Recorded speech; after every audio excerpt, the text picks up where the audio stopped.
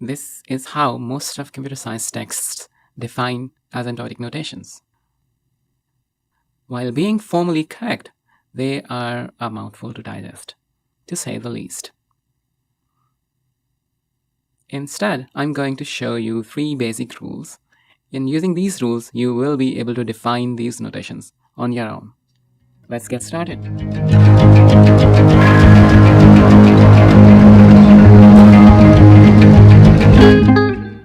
The first rule of the game is that we want to make estimates about the runtime of an algorithm in terms of bounds. Big O is an upper bound or an overestimate. Your runtime will always be less than this estimate. Big omega is similarly a lower bound or an underestimate. And your runtime, T of n, will always be greater than this estimate. Big theta is simultaneously an upper bound and a lower bound. One thing to note here is the variable of runtime and upper and lower bounds.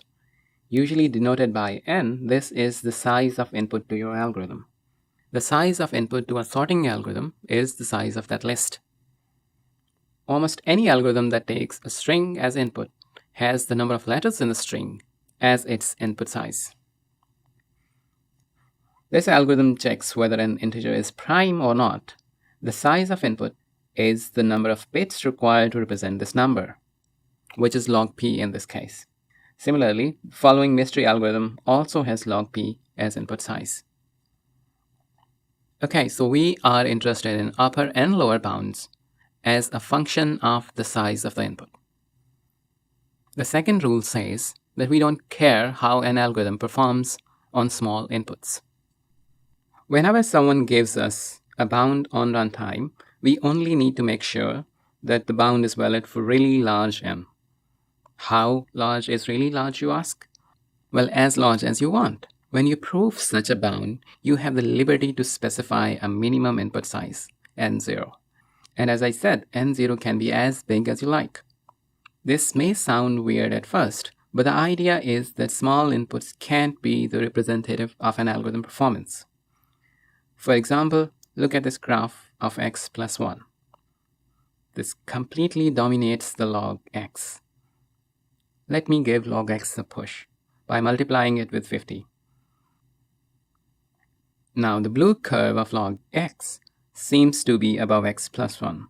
But wait, its glory is short-lived, and after around x equals to 100, x plus 1 dominates again. Let me give it a real boost by multiplying it with 50,000. And also taking the power of 3 of the log. Whoa, the purple seems to grow as fast as the vertical line. Much faster than x plus 1. Let's zoom out and see what happens in the far, far future. Still nothing. Whoa, something happens at around 2 million, I think. And reign of purple is over. Let's zoom out more. X plus 1 is so dominant in the far future that it doesn't look like purple curve even had a chance.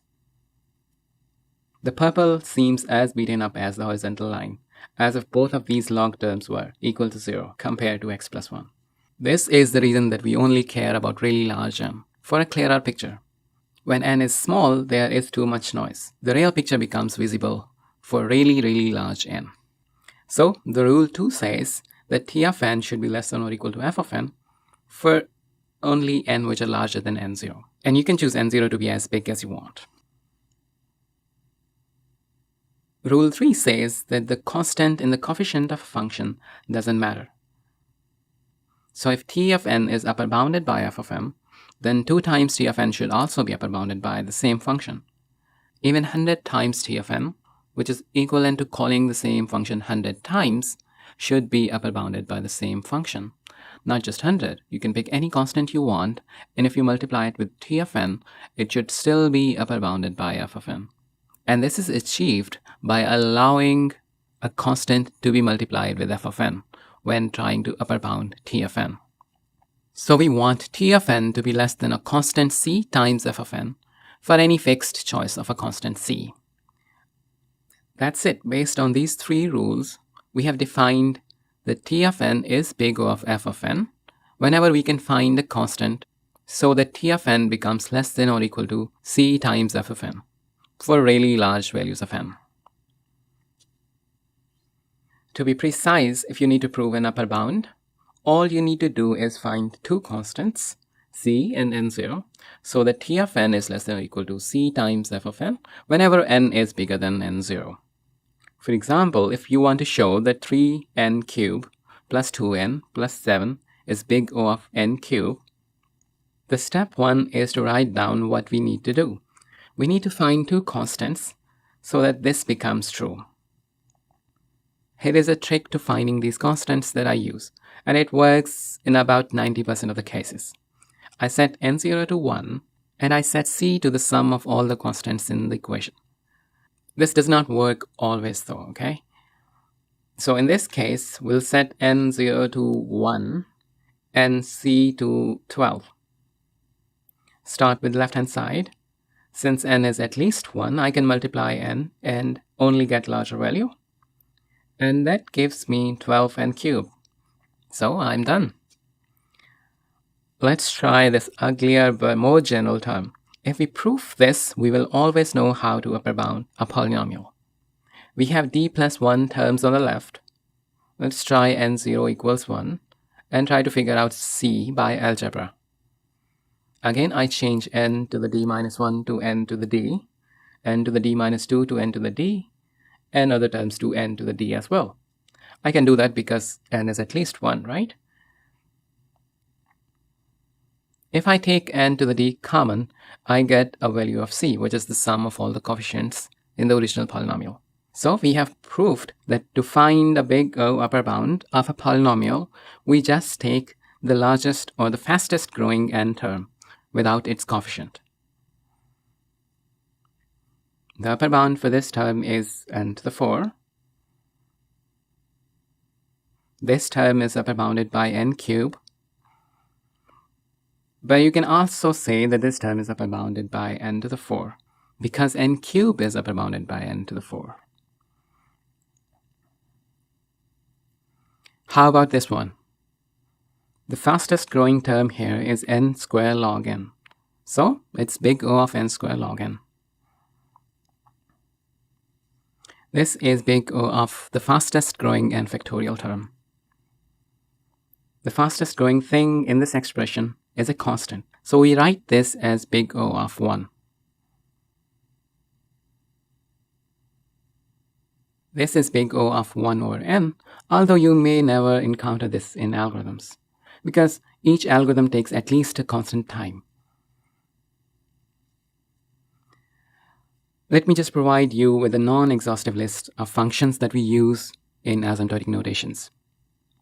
A constant is a slowest growing expression for algorithms, so any algorithm that takes constant time is the fastest possible algorithm. There is something called log star. It grows extremely slow, but it's faster than any constant. Log n grows faster than log star. Log n grows faster than log n. Any positive power larger than 1 of a function grows faster than that function. So log squared n is greater than log n. Any power of log is going to be slower than any power of n, where both powers are at least positive. As big O is an upper bound on runtime, big omega is a lower bound, and is identically defined using the same 3 rules.